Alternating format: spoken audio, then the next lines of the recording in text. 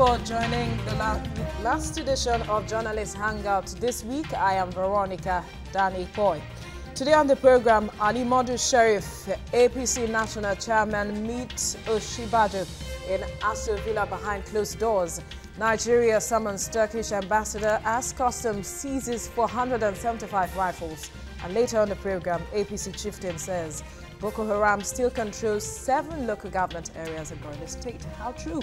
I will be hanging out with Babajide Kolade Otitoju, Martins Oloja, and Leko Fatudu. Gentlemen, thanks for coming on the show.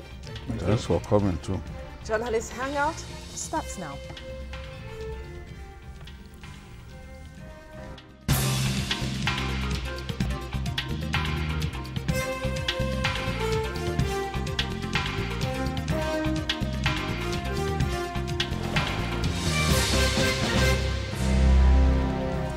Like him or not, Senator Ali Modu Sheriff is an achiever. His exploits as the chairman of the People's Democratic Party remains indelible. He plunged the party into its longest leadership crisis in history. He filed 10 different applications in various courts to compound an already hopeless crisis. Frustrated some members to the camp and heartily sailed the affairs of the party to the rocks. In just 2 years, the Borno-born former governor displayed an unequal talent of burying a wounded party. These achievements, however you see it, is why he has gone quiet in recent times. But political observers say he might be joining the All Progressives Congress eventually.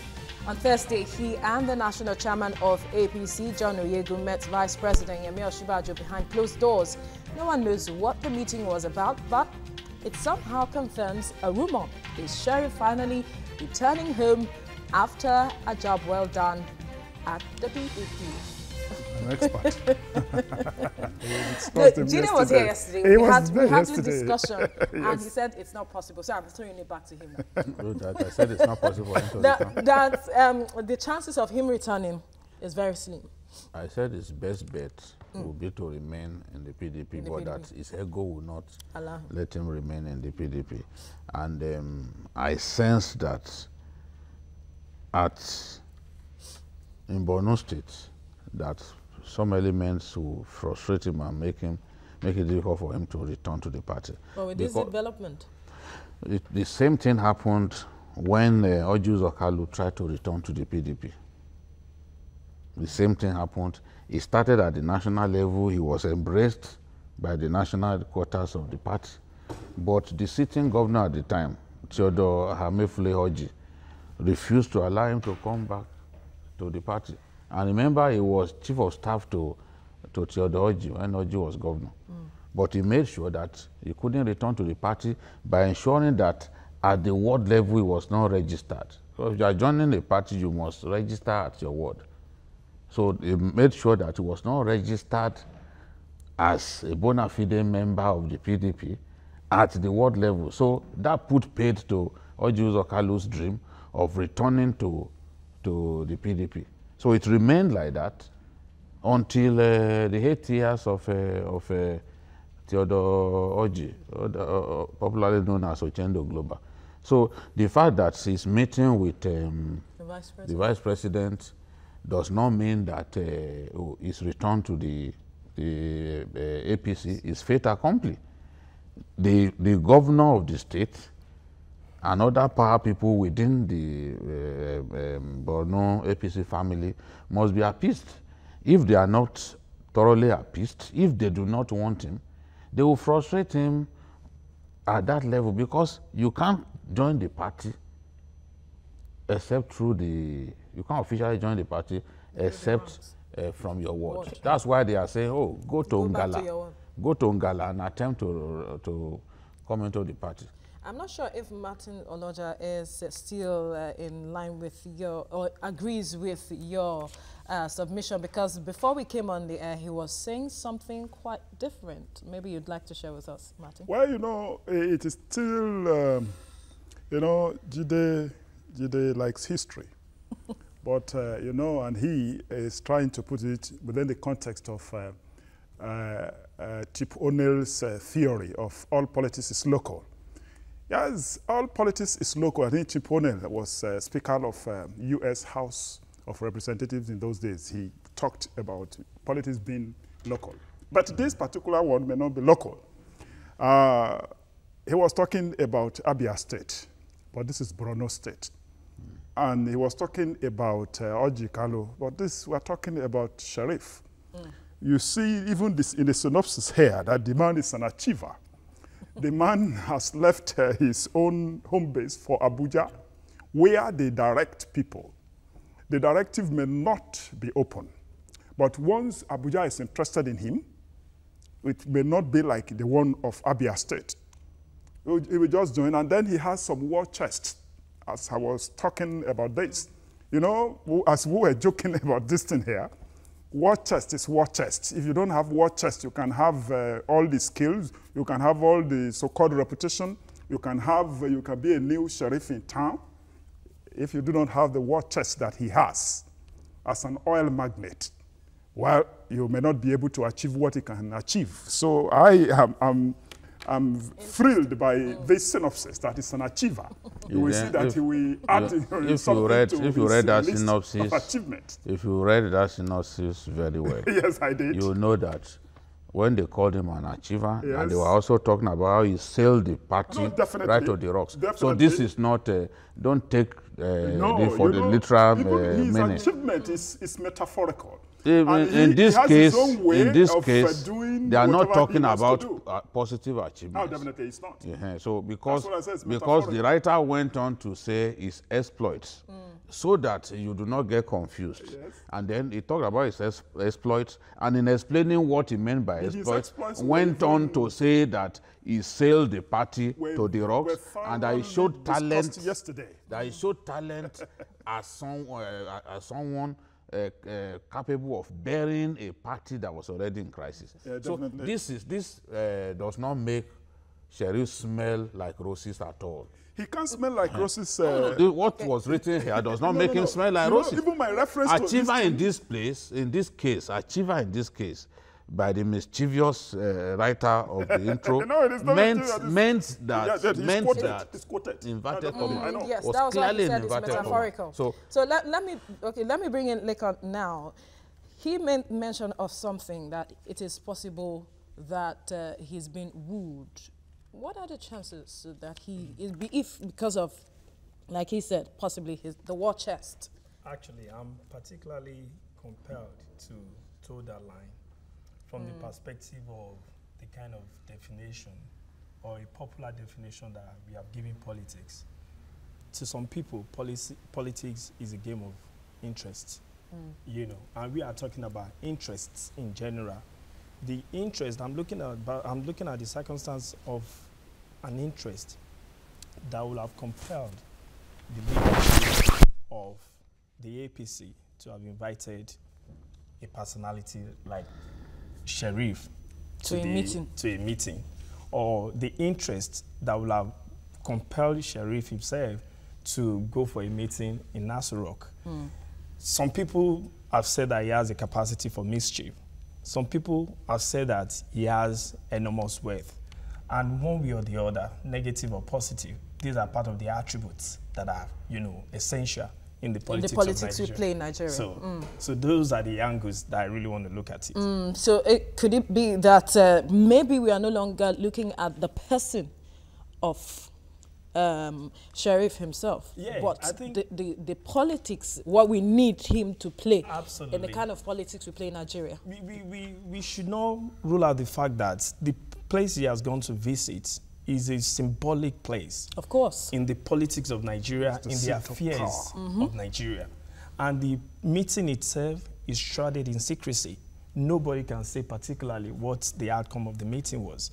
Sheriff has not spoken, the presidency has not spoken, so we can only assume that it's a political... Exactly, and they may not talk about it. So therefore, from the angle of relevance, some people can be relevant, you know, negatively, some can be relevant positively. So there must be something about him to have attracted that kind of conversation. So that is the angle where we have to look at it. So, I come back to you now, Martin. One question that also bothered the mind of some person is, what is it that about the sheriff factor that is quite critical in the kind of politics we play in Nigeria? You know, when I was laughing when Jide was recontextualizing what we were saying. You know, we have toxic political environment. The two political parties, what have they brought to the table for the country? But you see that the actors that are jostling even for the presidency now, there is a sense in which we can discuss from here till tomorrow morning about who is where. Even the current president of the Senate, Amechi, all of them, even Dogara, who are they? Are they PDP or APC people? Officially, they are occupying their positions on the platform of APC. But if you see what they are doing, the same APC has not been able to get so many bills through within the National Assembly that they control. In the same vein, you see even somebody that is jostling about now to be president is talking every day. He wants to be president. He's moved, the founding father of PDP. He's moved to ACN, now contested on ACN, moved to APC, is trying to get out of APC, you know. Oh, this is the way of Nigeria. It is, you cannot look at all these political parties, look at the personalities. They know how to nurture toxic political environment. They don't recruit people. One would have expected them, as we speak here now, to be recruiting people for 2019. They don't recruit people. They use their money to buy mandate. They buy judgment. They buy everything. For instance, this sheriff thought that he could buy PDP through the Supreme Court, and he didn't come to pass. As I listened to Jide, who was discussing this thing yesterday. You know, he wanted to get this thing. They normally go to court, they get this thing, they have money to recruit the best lawyers to argue this and that. They get it. They get mandate here. You get governorship through the court. You may not have to stand for election. You get a mandate. You don't have to do this. That's what they do. And that is within that context, I was talking about Sheriff having enough war chest to fight his way, get back to the party and get what he wants. You may demonize him in the media, you may do what he wants, but because of poverty that has actually demonized everybody, incapacitated everybody. Once he brings out his money, they say register him. When he gets there, say rankadede. This is the kind of politics we play in Nigeria. They are not recruiting people. They are getting money to get mandate. They are getting money to get influence. This is the toxic environment in which we are discussing this subject. It was discussed yesterday. So this is what I mean. All right, I come back to you now, Jide. So now that he has met with, let's say, the people at the seat of power, and they give a nod that the state should accept him, what do you see could play out? What do you think can play out? First, let me emphasize that Sheriff may have all the money in the world, but he doesn't always have his way, even with his money. Since 2011, he's been a serial loser as a politician. After he left office as governor, he tried to get back to the Senate, he lost. Because he has totally lost relevance, even in Borno State. The politics of Borno State has left him behind. Even when he was throwing his weight around in the PDP, he could not control the PDP in his home state. The PDP in his home state was being run by a caretaker committee. So you may have all tons of cash everywhere, but you can't always have your way. If we are talking about rich Nigerians, Atiku represents a very rich Nigerian. He has gold mine outside our country, diamond mine outside our country. In Congo, he has diamond mine. You know, he said this before me. He has money. When you are talking about money, he has money. He enjoys monopoly through intels. But he has struggled to be president of Nigeria, and repeatedly, even in his home state of Adama, in the last presidential primaries of the APC, members, delegates from his home state decided to vote for Kwankwaso rather than vote for their own son. So it's not in all cases, oh, he has war chest. Your chest can be as wide as a 50-ton container. If people will not vote for you, they won't vote for you. And somebody who has not got so much money but who has integrity may even defeat you. the immediate past governor of Niger State, was defeated by a political upstart, a Christian for that matter, in the senatorial election after he was governor for 8 years. So many things happen in Nigerian politics. That people have money, they have so much money, does not mean they will always win. No. Sometimes people choose to even vote for the underdog. We see that happen again and again. What the APC wants to do with Sheriff, they know he has no electoral value anymore. But he has some people on his side who have electoral value. People like Kashamu. Buruji Kashamu is very strong in the southwest politics. You see that in Ogun State, he delivered this area to the PDP. He delivered this area. Very, very strong in that Jebu area. He ensured that even the incumbent governor's candidate, Dakwa Abiodun, did not win. And he controls some of the state structures in Southwest, even outside his own Ogun State.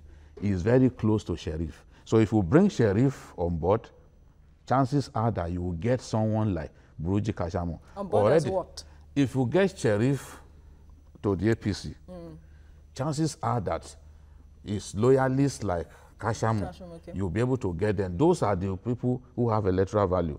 Remember, Kashamu, as we speak now, is facing the disciplinary committee. Yes. He knows that he's on his way out of the party. So they have to move quickly because these people made moves to join the mega party recently. So if the APC moves quickly and they woo this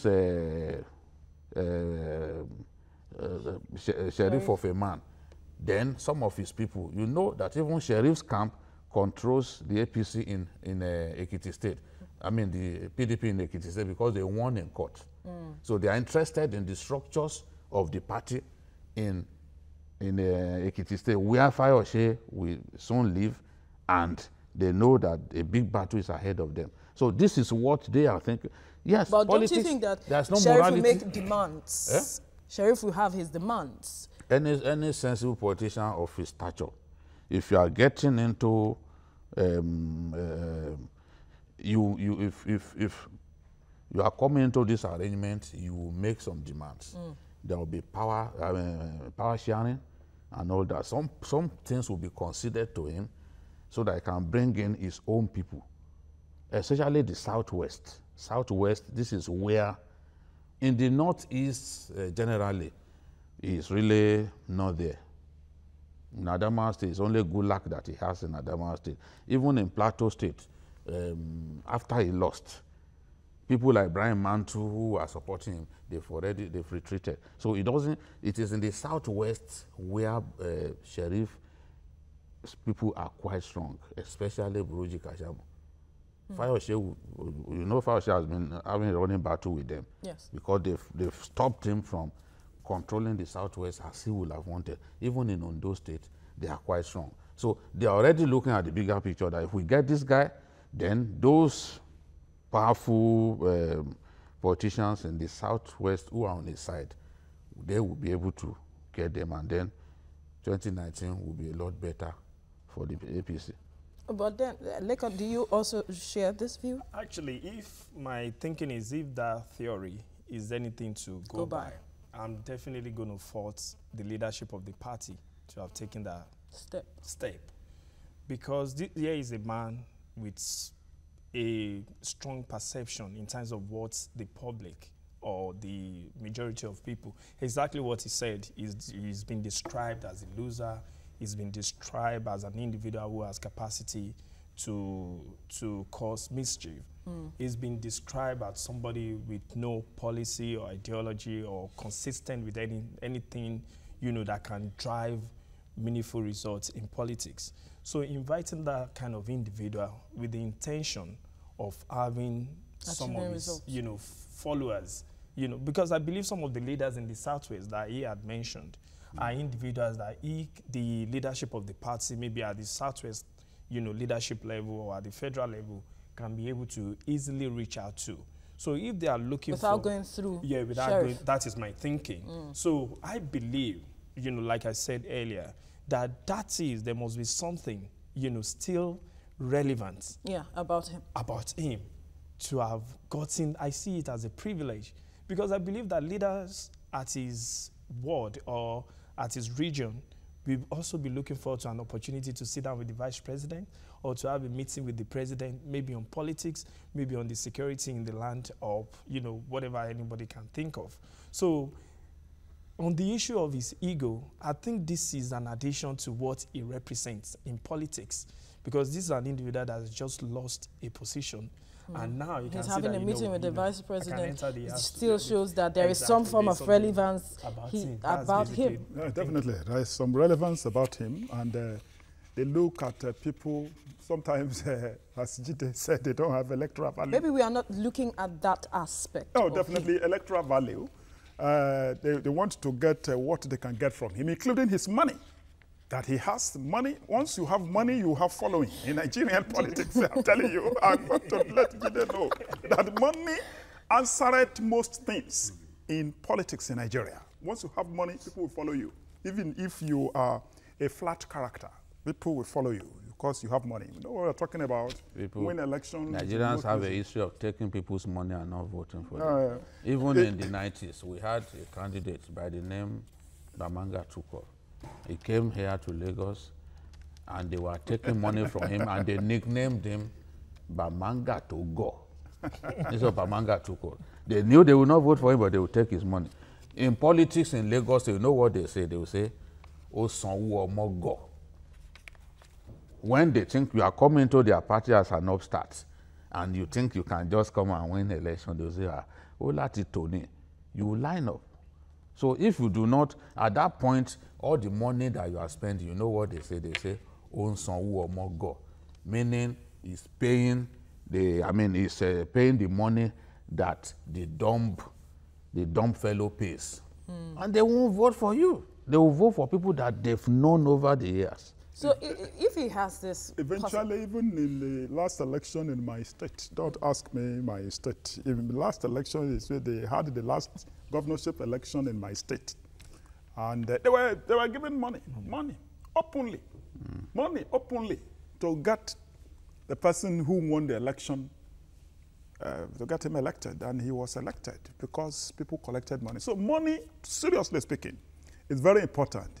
You may not like the person holding it, but they want to get it from him to achieve their ends. So you have to be friends with him. Of course. So, and then if he gives his demand, and it seems his demand is something that might choke you up, what do you do? Because you know this person can stir up.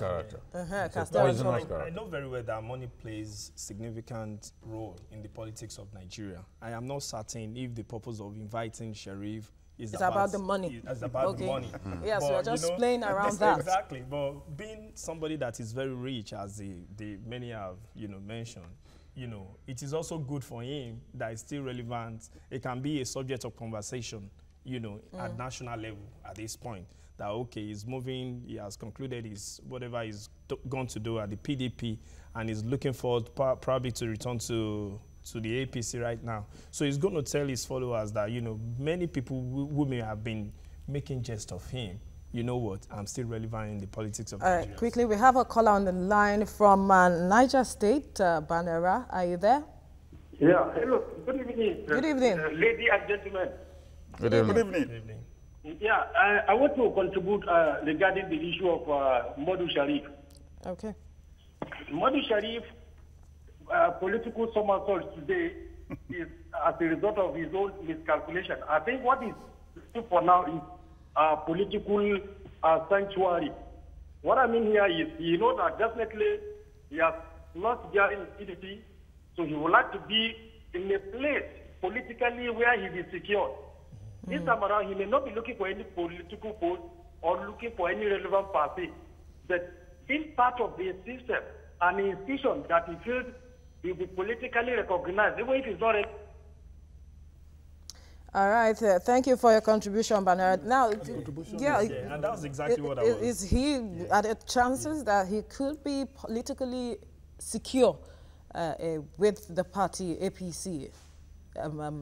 Martin? Yeah, definitely, he's looking, yes, I agree with that contributor that is looking for relevance. And, As I think it was Jide who was talking about him yesterday. You know, this relevance that they seek relevance and they sponsor people, they invest in people. In Nigerian politics, some people just look at, people even invest, people produce governors. They produce all sorts of people and they sponsor them, give them positions, and they get some things back when they sponsor people. So there are so many ways like that he can seek relevance. He can also invest in people at various levels. Quickly, Jide, let me just throw this question to you and we'll move on quickly. There were talks before now that Sheriff was a stooge for the APC while in the PDP, and so he's beginning to meet with powerful people. Wouldn't he be confirming such statement? So I think when people talk like that, they just demonstrate their ignorance before everyone.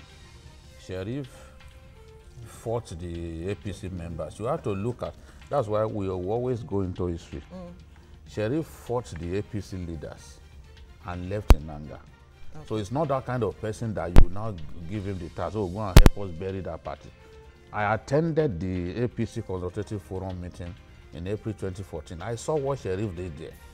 What he did in Abuja was irresponsible because he was trying, a new party, he was trying to create grounds and conditions for people to lose faith even in that new party. And what he was doing, he said, oh, he was supporting the former chairman of the NRC. Doma, I can't remember his name now. You know, but at the end of the day, the atmosphere became heated up. And he said, look, our party will be worse than the PDP. And people were taken aback. So he continued to fight. He didn't stop until it became clear to them that, look, this is not the place for this short Borno man. And at the end of the day, when he left in anger, everyone was happy, you know, within the party. So, and he went to another place, and being a poisonous character, he left the PDP worse than he met it. Now he's back to the, he's trying to come back to the APC, because the truth is, before he can be reintegrated into the APC, before he can even officially join the party, the governor in the state is the leader of the party in the state. They must sit down with the governor and know whether the governor actually wants this person back. Right. If that doesn't happen, what happened in Kano, whereby Shekarau was forced to leave the APC for Kwankwaso, is what will happen again. All right, we'll only fold our arms to see what plays out in the coming weeks. Well, after this break, federal government summons Turkish ambassador as Nigeria customs seizes 475 bomb action rifles imported from Turkey. Stay with us.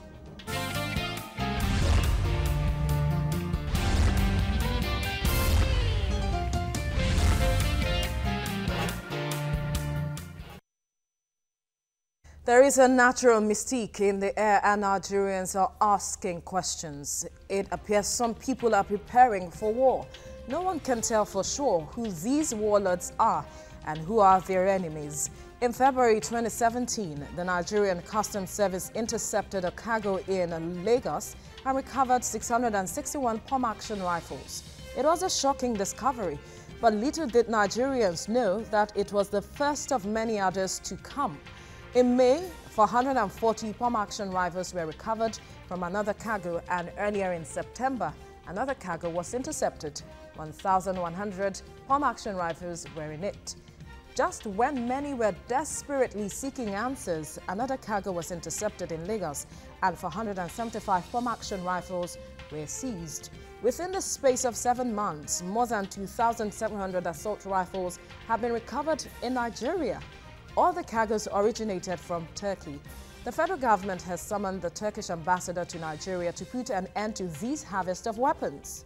What is going on, Martins? Isn't this a worrying trend looking at the security situation in the country? Well, as the writer said, it appears some people are preparing for war. Maybe they are prepared for war. But the truth is that the Office of the National Security Advisor has a responsibility to handle certain things like this, which they shouldn't tell us immediately. But the way these things are happening so frequently, and this is the 4th time, and then they are telling us that they have summoned the Turkish ambassador. When people need to know, maybe some reasonable members of the public and people who determine certain things, you know, is it really from Turkey or passing through Turkey? And from Turkey to who in Nigeria? Who are the merchants? Who are the people importing these weapons of mass destruction? Who are the people that are supposed to take delivery? There are papers in Nigeria. The authorities, Nigeria military authorities, police authorities, interior ministry, or some private merchants. And so we need to know. And you know, these things are happening at a time they had to deploy the military to quell some riots, some insurrection, and so many things in Nigeria. And where some people are talking about secession, and people are talking about, you know, we want to separate, we want to do this, we want to do that. So this is a source of fear. And fear, as Alan Paton says, is a long, terrible journey. They should end the journey now by just ensuring that we know where these things are coming from and where they are going. Yes. All right, I come to you, Lekon. How worrying is this trend for you?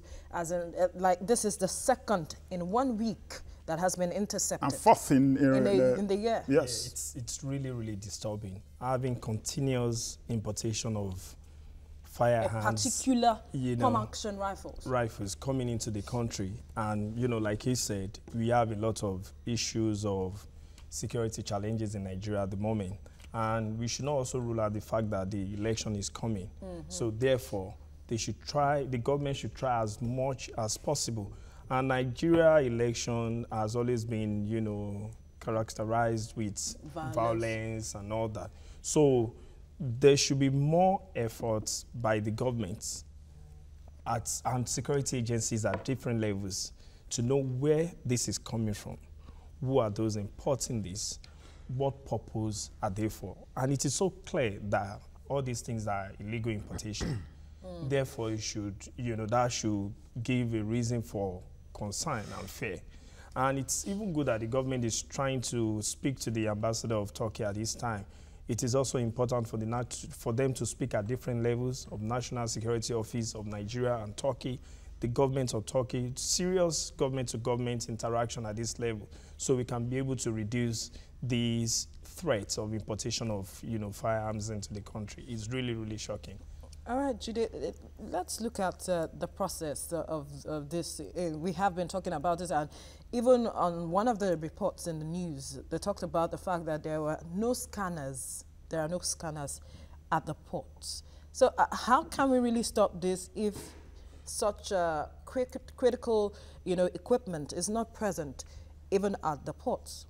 It's because they know there are loopholes. That's why they are constantly passing these things through the Tinkan Island port. You don't have enough scanners. You are subjecting containers to 100% inspection, manual inspection. What 30 people would spend an hour searching, the scanner will just spend a few minutes. And we continue to suffer ourselves and make other importers suffer. But they are making money. Because we wouldn't do the right thing. I don't know how, when it already became difficult to buy scanners and install them at our ports.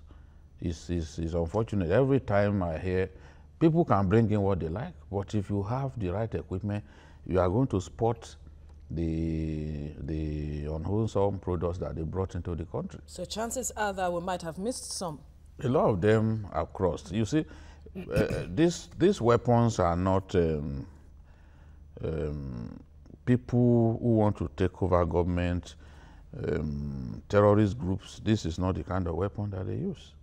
Because the pump-action rifle is really not useful to them. It doesn't have range. People who are buying it, buy it to protect themselves because it is the only kind of gun that they can license. Because the pump-action rifle is actually meant for hunting. So they will license it for you to hunt with it. But Nigerians rarely hunt with it. They buy it to protect themselves, and then politicians buy it and give to their thugs. You cannot be a big politician in Nigeria if you don't have thugs. They know it's the truth. You need thugs as a politician. Otherwise, on election day, people will go and snatch your ballot boxes somewhere because they have guns, they have protection, and you'll be powerless. So politicians invest so much in guns, invest so much in political thugs. It's a fact. They know I'm not lying at them. So is that why it is difficult to name the people behind these activities? They've identified the Turkish company because, you see, from Turkey and even Southeast Asia, if this kind of gun comes in, then it becomes cheaper. The American type of pump-action rifle is more sophisticated than this. You will enjoy it more because these ones, after a while, it starts jamming. I'm not a gun runner, but at least I've done some research, and as someone who follows the military, I know a few things. Now, but the people who want to protect themselves, who want to protect themselves against armed robbers and all that, they are the ones who are going for this thing. And the people who are bringing it in, they will make money because there is demand, high demand for guns in our country. If they do a survey now, you will find that in the last 10 years, so many Nigerians have acquired guns because they are protecting themselves. Security has literally collapsed in our country. Kidnappers are running riots.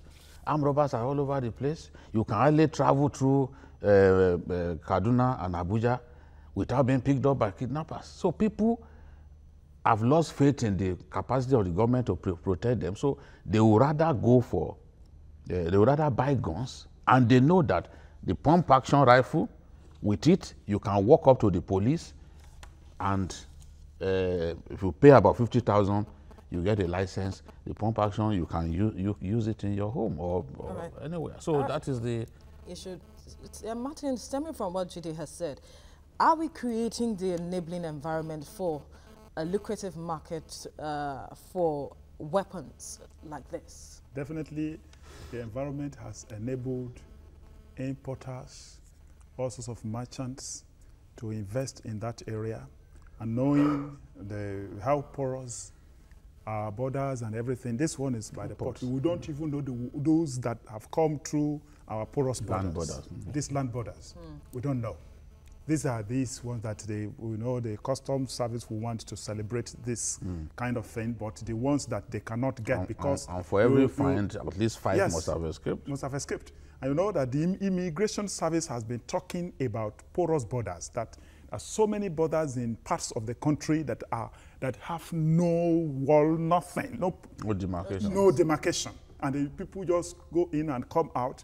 They take even fuel out of this place as they can bring in anything into the country.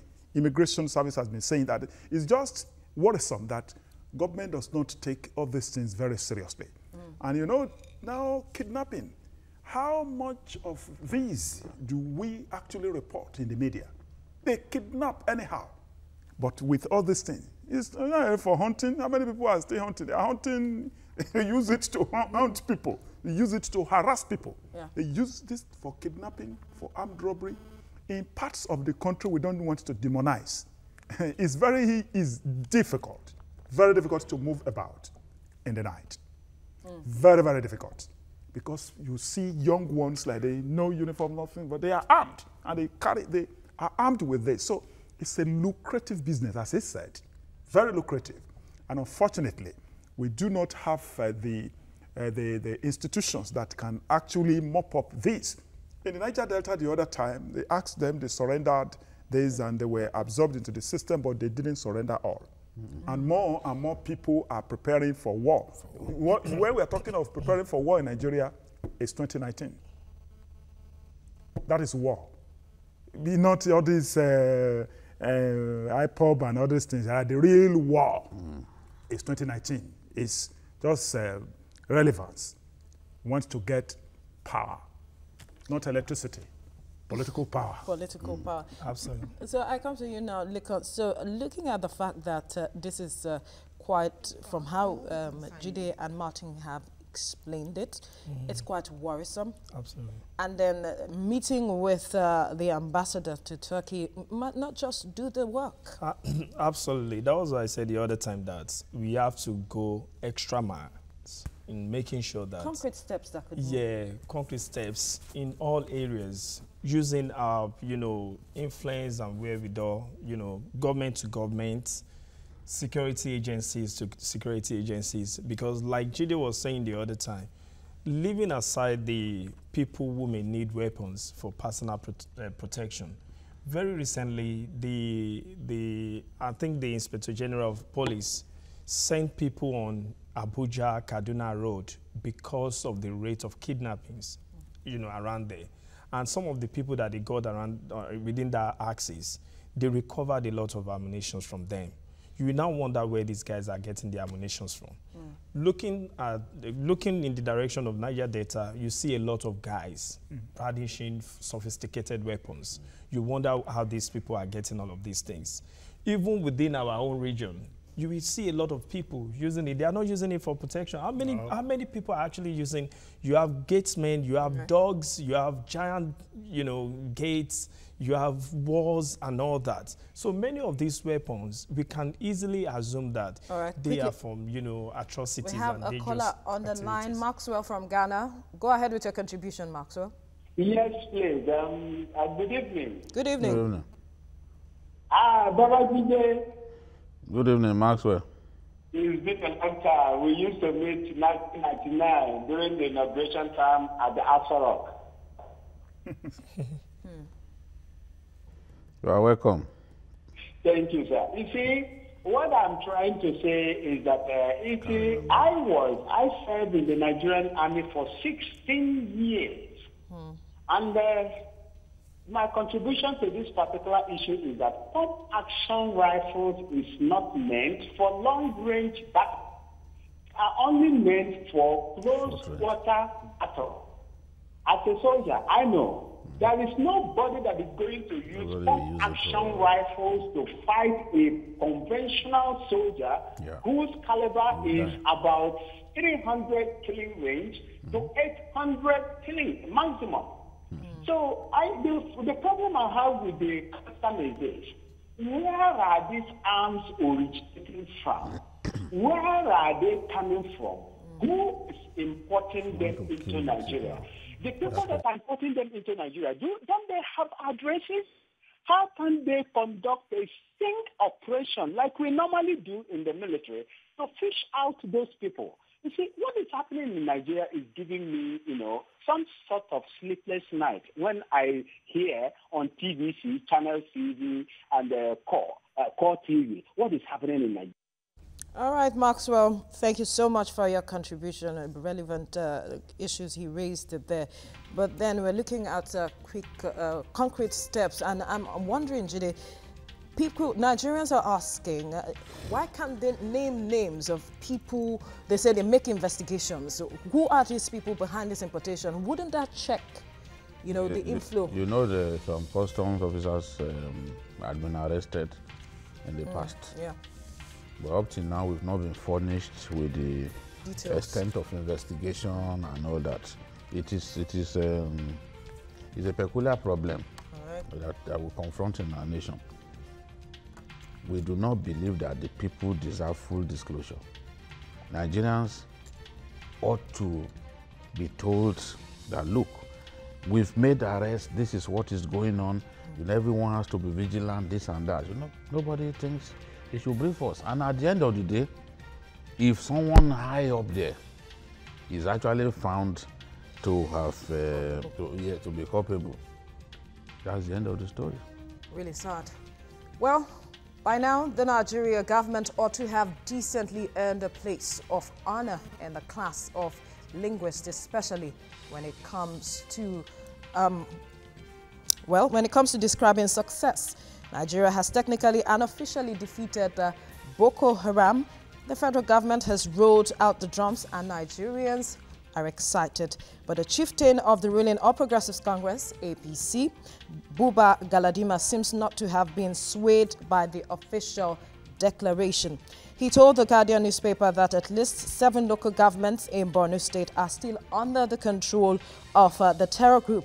He said all the emirs are resident in Maiduguri rather than in their domains. Is there any truth in the statement? I'll start with you, Jide. You've been to the north, you understand the terrain. You went to the northeast at some point. Talking about the issues and he's been times. talking about these issues.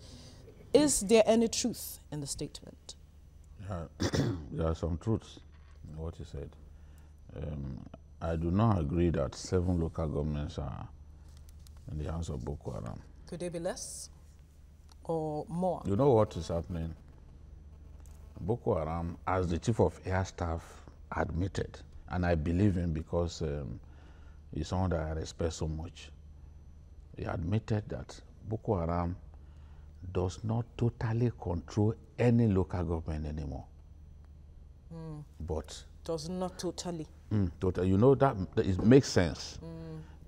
I'm not going to quarrel with him over that because it's consistent with what I have always said, that they are in control of some parts of our country. They are in control of some towns, some communities, even in Sambisa, where they are living large, where they have farms and they have settlements, where they are moving around freely. It's still part of our country. So you can't say that they don't control any territory. To say they don't control any territory is to not fear God, because it's a lie from the pit of hell. So they are in control of some territories. But to say 7 local governments, they are in control, no. What they do is, if, for example, maybe like there are 10 towns in a local government, let me give that example. They could be holding 4 towns. In another local government, they could be holding 3, 4 towns, 5 towns. That way, they are not controlling the entire local government. So you go to places like Abadam, go to places like Mate and Moba, those border towns, the border local governments to Niger and to Chad. Boko Haram is in control of some communities in that area. You will even see videos that they shot, beating people, you know, in line with their version of Islam, you know, Sharia and all that. So that is a fact. But what the military is trying to flush them out of those communities. Remember what the Air Force said, that they found their flag in somewhere in the Lake Chad area and they decided to take out the building. So it's a fact that they are holding some communities. It's a fact also that you can actually, Nigerian troops could be in control of the local government headquarters, but some towns within that local government, nobody has the guts to move into those towns. Okay, which is the point that he made. Which is the point that he's making. And so if you are those traditional rulers, you will want to stay in Maiduguri, because Boko Haram killed so many traditional rulers. They killed so many district heads. Remember, even the emir of Goza, they slaughtered. So you can't blame emirs who feel that it is safe to go and stay in Maiduguri. So I think some of what he said is true, but I do not agree that they control 7 local governments. Yeah, I think they still have a lot of works to do. I mean, Nigerian military. Like, for instance, the guy said that they're in Galadima. He mentioned that he advised that the military needs to be proactive rather than being defensive. Yeah, and they shouldn't wait until there is an attack. Exactly, you shouldn't wait. And the situation whereby it is so difficult for them to move an inch within a particular local government that they occupy, it's very, very sad. When, you know, we have seen a lot of times where the Nigerian government and the military have celebrated that they've tried as much as possible to neutralize the activities of Boko Haram in that region. It did also mention that it's so bad that they need to be dropping foods and some ammunition. That's because they cannot move from one point to the other. So the army has denied that. Oh, they've denied that. But you now look at it that if people are working in that kind of treacherous or difficult environments, it gives the opportunity for the insurgents to continue to organize themselves. You see even the highways between towns are not safe. Yeah. So you won't go to Maiduguri today and just walk into the motor park and say, oh, I'm going to Goza. And they expect that, oh, vehicles are loading. People can only go to those places under heavy military escort. Yes, Buba Galadima is from Yobe State. Yes. From a neighboring state. And he's not a frivolous person. He's very close to Buhari. Very close to the president and very close to them. So he is not saying this thing in a mischievous context. He is just giving information, and which is what Jide has been saying. And from what he said, that these 7 local governments, it's not that they are in complete control of this local government, but that the local governments in these 7 the government in these 7 local councils cannot operate, and government of Borno State cannot even operate fully within these local governments, because they have been, as the military say, always tell us, technically defeated. And you can see that the sense of insecurity is still pervasive within Borno State. This Goza one, there are so many of these refugees from Goza in Abuja. Most of the time they want them to go home. They ask them, they refuse. They said, no, they can't go yet. No, people can't go. They can't There go. is a video that I brought after my trip to Sambisa. I brought a video.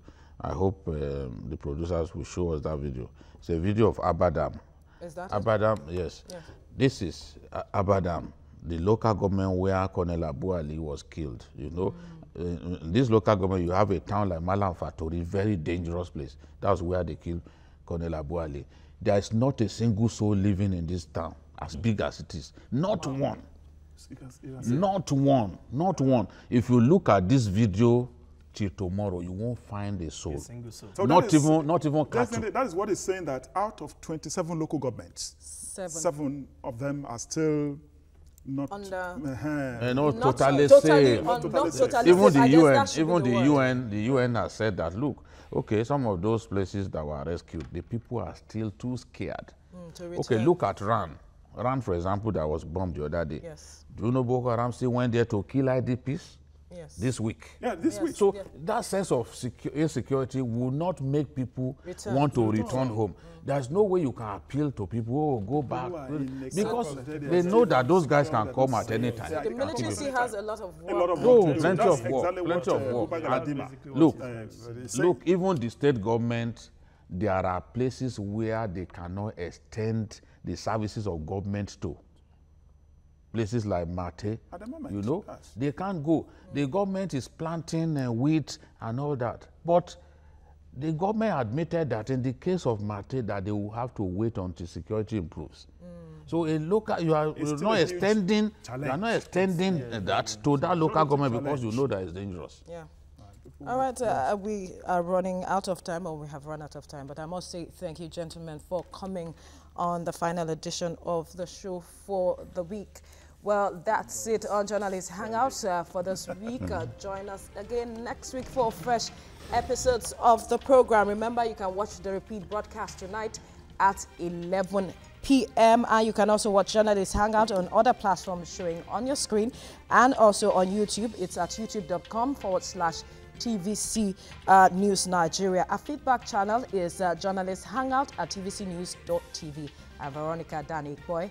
Bye for now, and God bless Nigeria. Thank God.